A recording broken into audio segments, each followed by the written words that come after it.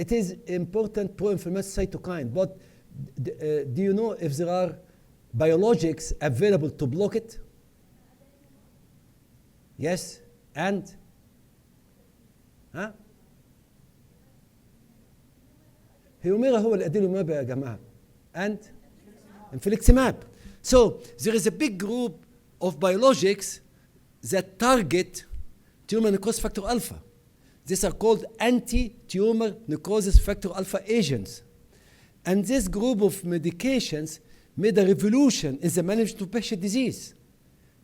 In fact, it allowed us to prevent blindness due to Behcet disease. And I'm very happy that I am the one who introduced anti-TNF alpha agent to treat Behcet uveitis almost more than 15 years ago in the country. So you have to know that the tumor necrosis factor alpha is a major pro-inflammatory cytokine because it induces other cytokines, other chemokines, and adhesion molecules. So blocking tumor necrosis factor alpha using specific biologics is very important biologic treatment. And then when we looked at tumor necrosis factor alpha levels, Behcet disease, as you can see here, has a very high level of tumor necrosis factor alpha compared to other euphytic entities, meaning that anti-tumor necrosis factor alpha agents should be very effective in patients with Behcet disease. Is that clear? Then in another publication, we looked at neutrophil chemoattractants. I mentioned earlier that neutrophils are activated in patients with Behcet because this is one of the immunopathogenic features of this disease is hyperfunction of neutrophils. So in one publication, we looked at different types of chemokines that attract and activate neutrophils. And this is the result. If you look at Behcet, is the blue, HLB27 light blue, VKH yellow, and sarcoidosis. Then you see the highest levels of the neutrophil chemoattractants are present in patients with Behcet and HLB27,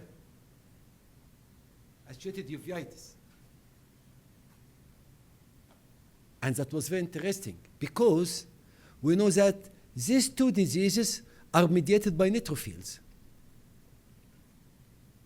Both Behcet and HLB27 associated uveitis are mediated by neutrophils. Look at VKH and sarcoidosis, very low levels, which means that drugs or biologics that target neutrophils would be most effective in patients with Behcet and HLB27. If you remember that one of the lines of treatment that we use in Behcet with mucocutaneous disease, we use colchicine. You know how colchicine is working? No? Colchicine is a potent inhibitor of the function of polymorphonuclear leukocytes. That's why it is the most effective drug for mucocutaneous disease in Behcet, mouth ulcers and genital ulcers.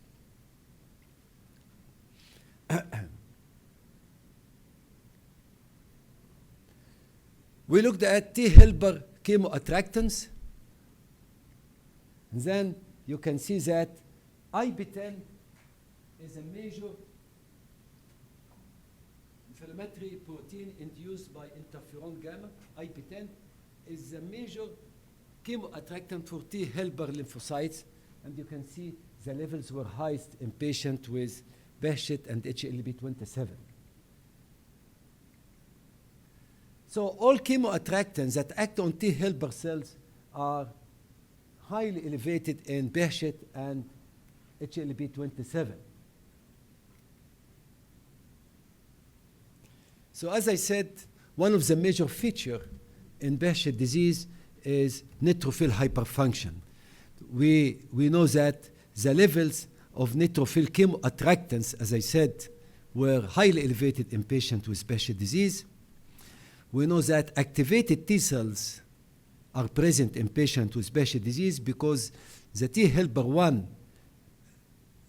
cytokines like interferon gamma and T helper chemoattractants are highly elevated in VKH, such as IP10. Now, we know that Behcet disease is associated with HLA-B51, but we never use HLA-B51 as a test for Behcet disease. It is not as specific as Behcet for HLA-A29, but we know that there is association between HLA-B51 and Behcet disease. What are the major manifestations of disease? Unfortunately, there is no specific lab test for Behcet disease. Diagnosis. Diagnosis of Behcet disease is based on specific clinical signs and symptoms. And the major symptoms are oral ulceration. Almost all patients with Behcet disease, before they develop eye manifestations, they had oral ulceration, followed by skin lesions, genital ulcerations, uveitis, and positive Behcet test. These are the major manifestations of Behcet disease. Minor symptoms: arthritis, epididymitis, gastrointestinal lesions, CNS symptoms. Every now and then we see a patient with neuro-Behcet and vascular lesions. So again, no diagnostic lab test. It's a clinical diagnosis. The criteria are proposed by the International Study Group for Behcet disease. The criteria require recurrent oral ulceration as an essential symptoms. Why? Because the Japanese, they showed that recurrent oral ulceration is present in almost all patients with Behcet. So criteria require presence of recurrent oral ulceration plus 2 or more of the following: genital ulcerations, eye lesions, skin lesions, and positive Behcet test to make diagnosis of Behcet disease. Therefore, when we see patients with the clinical findings, as I'm going to discuss today, suggestive of Behcet, we always ask about genital ulceration and other systemic manifestations. The Behcet test, they indicate skin irritability. I don't believe that this is a very important test for Behcet disease, but it is one of the changes that can happen in this patient. Ocular inflammation or uveitis develop in about 70% of the patients. This is in Japan. Usually, it appears later than oral ulceration. That's why we always look for history of oral ulceration. It's bilateral, rarely unilateral, non-granulomatous. If you see mutton fat KPs, this is not Behcet. I have seen disasters like this. Patients seen in big hospitals with mutton fat KPs and given a diagnosis of Behcet. Behcet, by definition, is a non-granulomatous uveitis. If you see iris nodules, if you see mutton fat KPs, this is not Behcet. Is that clear? The inflammation can be very severe, and that's why we describe it as explosive inflammation, as if there is explosion in the eye of the patient. Hypopyon is present in 1/3 of the patient, but the hypopyon is a fluid hypopyon. It moves with eye movement. It's not like organized, thick, and fixed and fibrinous as in HLA-B27. Vitritis is common in these patients. Retinal vasculitis, of course, is one of the features. Retinal infiltrates is an important feature of active inflammation. Frequently, patients present with macular edema. And one of the pathognomonic features of Behcet is inflammatory vein occlusion. I always tell the residents, a patient with, did you attend my previous lecture on vasculitis? And I talked about inflammatory vein occlusion. That inflammatory vein occlusion are diagnostic for Behcet disease. And what do I mean by inflammatory vein occlusion? Vascular sheathing with signs of vein occlusion. So inflammatory vein occlusion is characteristic feature. Fluorescein angiography will help those who do not have real experience to confirm the diagnosis, because Behcet is one of the very few uveitic entities that can cause diffuse vascular leakage, and the leakage is involving even the small capillaries. This is a case of hypopion. I think it's very clear. This hypopion, if you tilt the eye, the head of the patient, then it will move. It's not fixed hypopion such as HLB27. But now I'm going to show you many cases, so you will not miss the diagnosis of Behcet in the emergency room. If you see, this is not really working. These are the classic patches of retinitis, which is the most sure sign of activity of the disease. And these patches of retinitis can be seen everywhere, including the fovea. If it involves the fovea, this is for us is an emergency for aggressive treatment to prevent atrophy of the macula. So these patches of retinitis are very important to be recognized. Unfortunately, with some colleagues, without good experience, they will miss this for viral retinitis. In fact, during the Morphine Diabetes meeting last summer, I was asked to talk about non-infectious retinitis, differential diagnosis. And of course, the only non-infectious disease to cause retinitis is Behcet. So we have to differentiate this from viral retinitis, such as acute retinal necrosis, severe retinitis, toxo as a cause of retinitis, malignancy or masquerades. So I have seen patients with Behcet like this, with these patches of retinitis misdiagnosed as viral retinitis. But retinitis is a part of the disease. Look at fluorescein. Can one of you tell me what is really specific for this fluorescein? Huh? Huh? Can you give me clinical description? What do you see? Diffuse capillary leakage. Each capillary is leaking. And this is typical for Behcet disease. Is that clear for you? So another case, you can see severe vitritis, but through the vitritis you can see the multiple patches of retinitis and diffuse leakage. Another case, these patches of retinitis can be with or without intraretinal hemorrhages. It can be present in the macula, can be present in the periphery. And the fluorescein vascular leakage. Another case of retinitis, many patches of retinitis, and the specific fluorescein angiography. Another case of retinitis. You might misdiagnose this as a case of toxo, but it's not toxo. Because look at the fluorescein.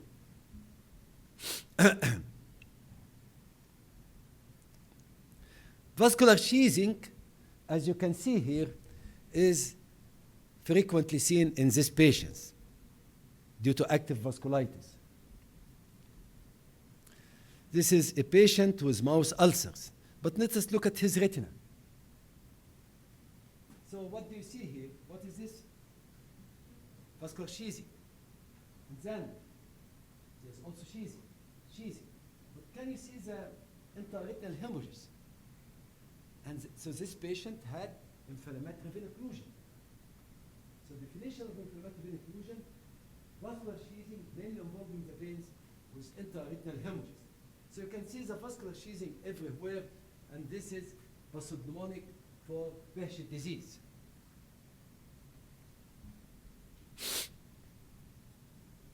Then if you do fluorescein angiography, it will confirm vascular sheathing because delayed filling of the infotemporal vein, prolonged AV transit time is a sign of venous occlusion.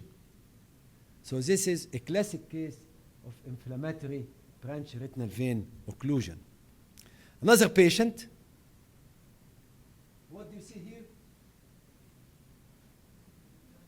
vascular sheathing, vasculitis, but again, in this part of the retina, intraretinal hemorrhages. So this is infotemporal branch retinal vein occlusion, and with photoangiography, there is delayed filling of the infotemporal vein, meaning inflammatory branch retinal vein occlusion. This is another patient. What is this? What is this vascular? It changes temporal to the macula. Huh? Who said collateral? Excellent. This collateral temporal to the macula are pathognomonic for recurrent episodes of branch retinal vein occlusion. Collaterals in vein occlusion can be on the disc, and these are the center retinal vein occlusion, or temporal to the macula, like here, and here, and this is pathognomonic for recurrent branch retinal vein occlusion. So this patient with Behcet, with inflammatory vein occlusion, with this collateral, means that he has recurrent episodes of collaterals. This is important in medical retina, this type of collaterals. In the exam, I used to ask this. Even in the retina exam, I used to ask this. We should know that this type of collaterals are pathognomonic for branch retinal vein occlusion, and in this patient, it is inflammatory vein occlusion.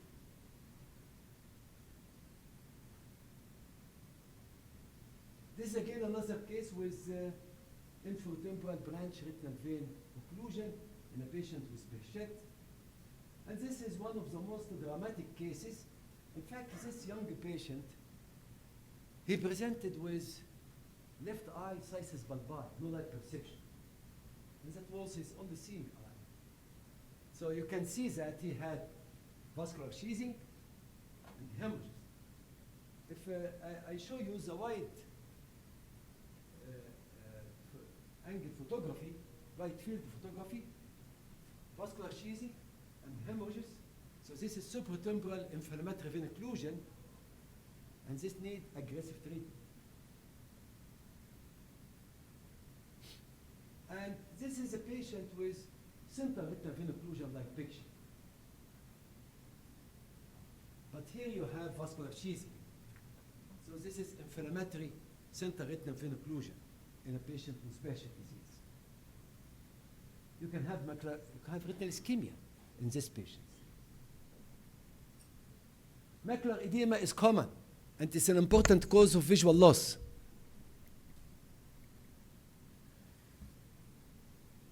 This is end-stage disease.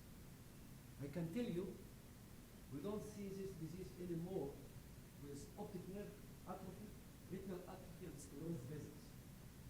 We used to see this, but with the availability of biologics, we managed, if the patient come in time, to keep vision 20/20. Before, we used to see this, hand motion vision, end-stage disease. So what is the therapy or the treatment of the patients? So the main goals in the management are rapid resolution of intraocular inflammation. The longer you leave the inflammation active, the more the patient will end with retinal atrophy and optic nerve head atrophy. It is very aggressive inflammation. That's why it is described as explosive inflammation in the eye. And also we need to prevent recurrent attacks.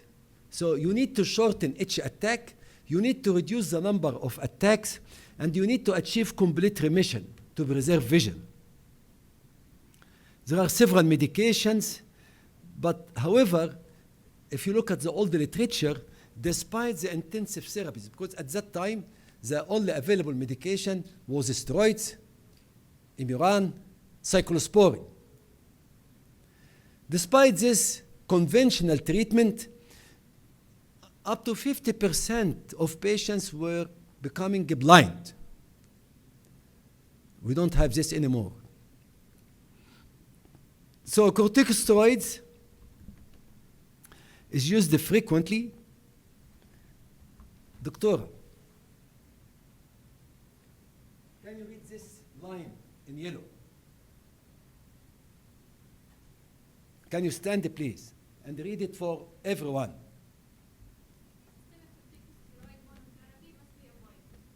You cannot control inflammation with systemic corticosteroids alone. Patients can be blind with systemic corticosteroids alone. Is that clear for everyone? But unfortunately, we teach this for many years, but I'm still seeing patients who were using only systemic corticosteroids. Systemic corticosteroids might be useful for a short period of time. But in fact, in patients with Behcet, active Behcet uveitis, we stopped using steroids for these patients. So this is just the literature that systemic steroids fail to control the inflammation on long term. Cyclosporin A, we used to use cyclosporin A in patients with Behcet as an initial drug to consider. And so far, if the patient, for example, cannot tolerate azathioprine or Celcept, we can use cyclosporin, but not alone. So it is an initial drug to consider. It blocks the synthesis of interleukin-2, which is a potent T-cell mitogen. It is an effective drug. We used to combine it with systemic corticosteroids. The starting dose is 5 milligram per kg body weight, but you have to be familiar with the side effects. The most severe side effects of cyclosporin, that's why I don't like it anymore, nephrotoxicity. So it can cause nephrotoxicity, it can cause high intraocular pressure. Other changes such as increased body hair makes the patient not happy with it. Tacrolimus is another drug related to cyclosporin. Azathioprine, our colleagues in rheumatology, they like very much azathioprine to control the systemic disease. It's an antimetabolite. It is effective in patients with Behcet disease.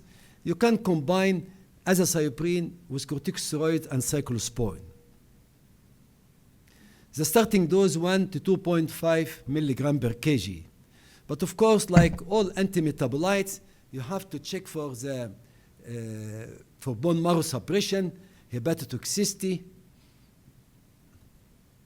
Colchicine, as I said, is very effective drug to control the mucocutaneous disease for mouth ulcers, genital ulcers, and the skin lesion. It's very effective.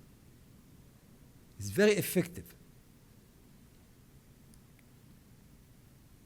It acts by inhibiting neutrophil endothelial cell interaction. Interferon alpha 2A is a drug. In fact,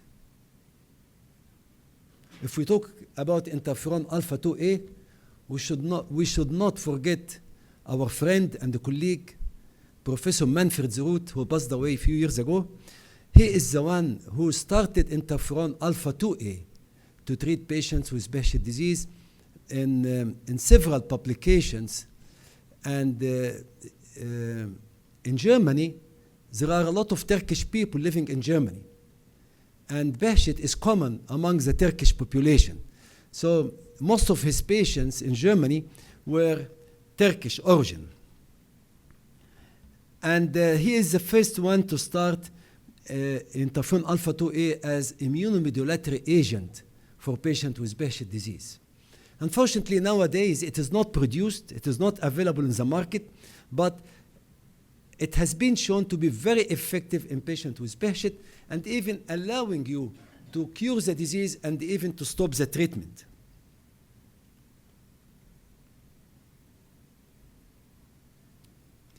So the dose that when he started using interferon alpha 2A, he was using it as 6 million units subcutaneous daily. And of course, the patient will have side effects, like mainly flu-like illness. And he used to tell that if the patient develops flu-like illness, he is sure that the drug is working. So he was using it at 6 million units subcutaneous daily. other colleagues were using it at 3 million units 3 times a week. Nowadays, we have pegylated interferon. The side effect, as I said, the most common is flu-like symptoms. For Professor Manfred's route, presence of flu-like symptoms is a sign that the drug is effective. But the most effective drug that we are now using, and we introduced it in the country more than 15 years ago, is infliximab. This is, in fact, our first line of treatment in a patient with Behcet uveitis involving the posterior segment.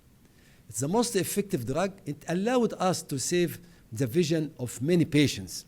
Today I had a meeting with our fellows and residents who were reviewing about 95 patients with Behcet disease who were treated with infliximab to look at the long-term outcome. So infliximab, as you know, is a chimeric immunoglobulin G1, meaning that part of the molecule is of mouse origin. It blocks tumor necrosis factor alpha, the soluble as well as the membrane-bound tumor necrosis factor alpha. I showed you earlier that tumor necrosis factor alpha, the cytokine, was highly upregulated in the eye of patients with Behcet disease, which support the fact that infliximab is very effective in this disease.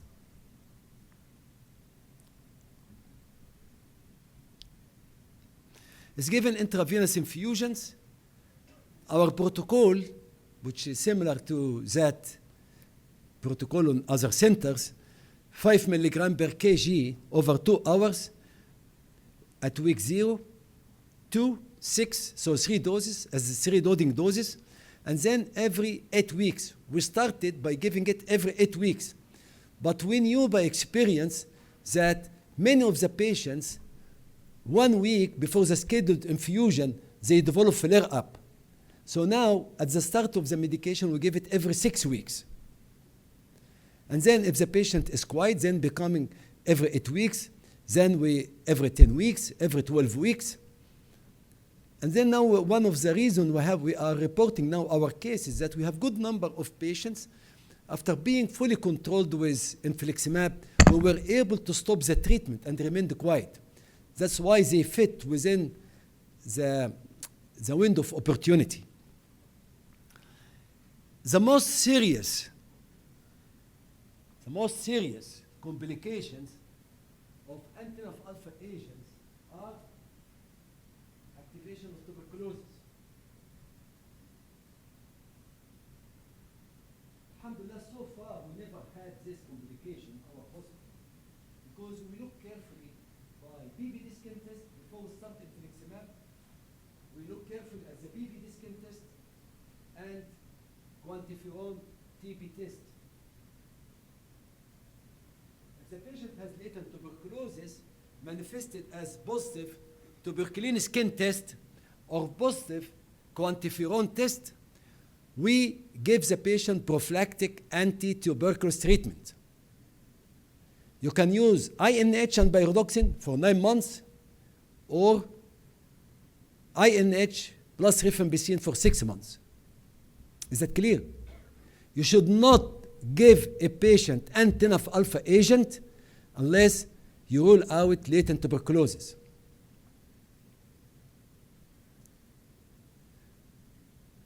The other, of course, side effect of anti-alpha agents is induction of demyelinating disease.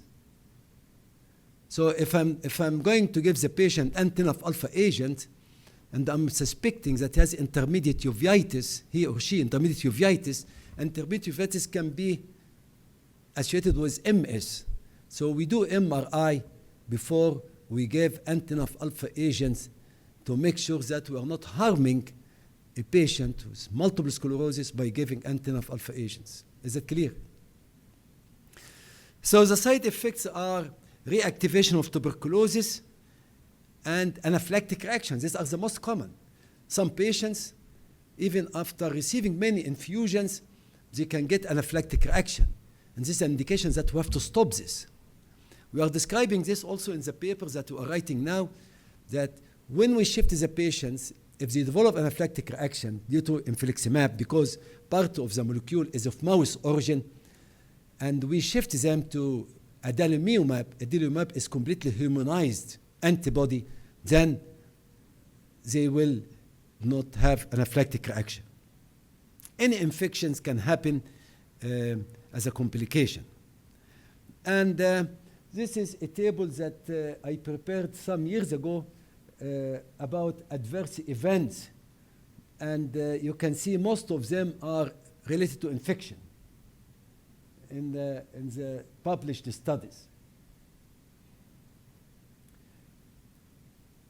So two complications that I'm always worried about it in patients receiving anti-alpha agents: induction of activation of tuberculosis and demyelinating disease.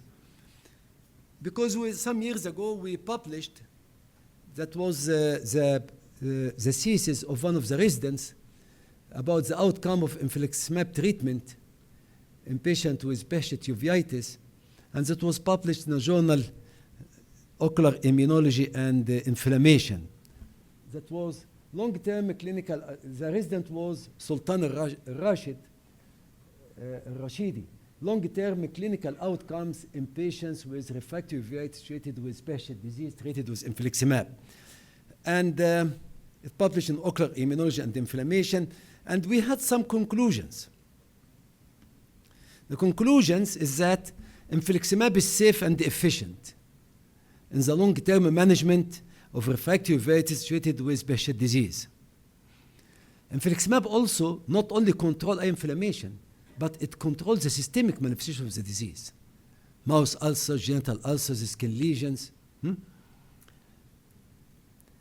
But the patient needs repeated infusions. You need to give the patient repeated infusions. We start at week 0, and then 2 weeks later we give the second dose. Then 4 weeks later we give the third dose. This is the loading doses. And then every 6 weeks, and then we try to increase the interval. So we need repeated infusion. What is also important about infliximab? It gives an immediate effect. Patient next day will tell you, I am seeing better. It acts very fast, so we don't need steroids. It controls cystoid macular edema and other manifestations of the disease. I'm going to show you some examples. The time is limited for before and after. So this is before infliximab. Look at the retinitis. Look at the leakage. And after infliximab, we control all the manifestations of the disease. This is another case, before and after. Before fluorescein and after infliximab. Patient can undergo cataract surgery without recurrent inflammation. So these are examples of fluorescein before. What is this? What is this sign? Huh? Sorry? So petaloid appearance, pattern leaf fluorescein geography, patient has severe edema. So infliximab can control macular edema.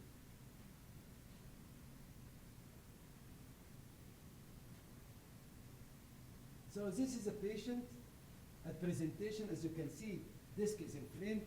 You can see the macular edema on fluorescein geography, and after infliximab, completely quiet eye.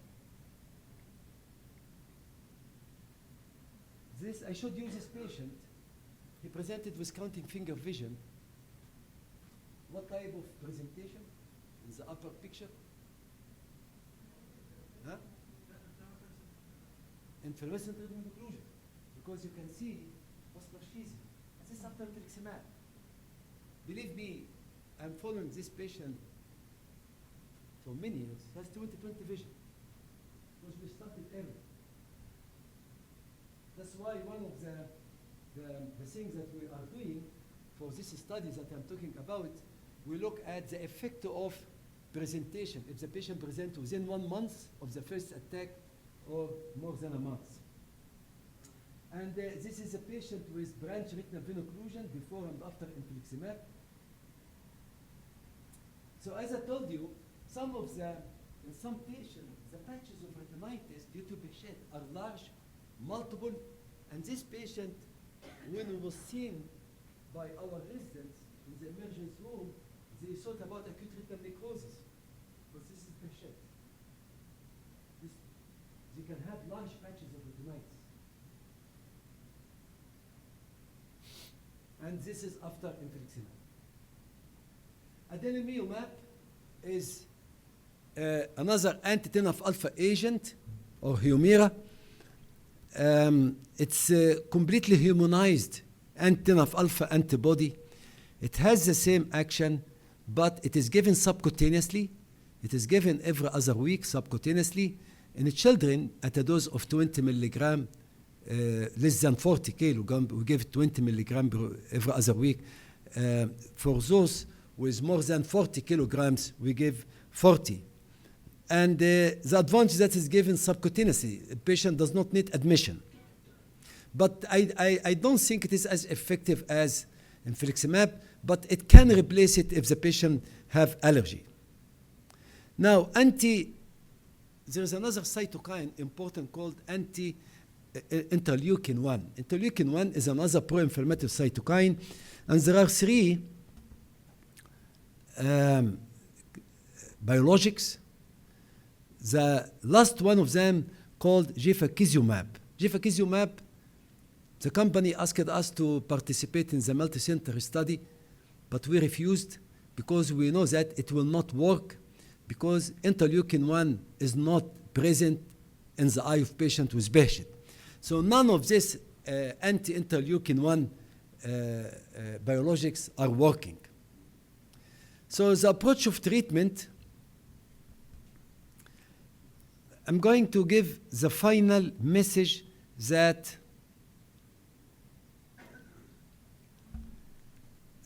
everyone in this room should know. Infliximab and adalimumab should be considered as first-line therapy for the treatment of ocular manifestation of Behcet disease. We should not waste time until the patient develops atrophy of the retina or optic nerve. A patient, this is our protocol, coming in the emergency room with posterior segment involvement due to Behcet disease, we clear them immediately for anti-TNF alpha agents. Is that clear? Thank you.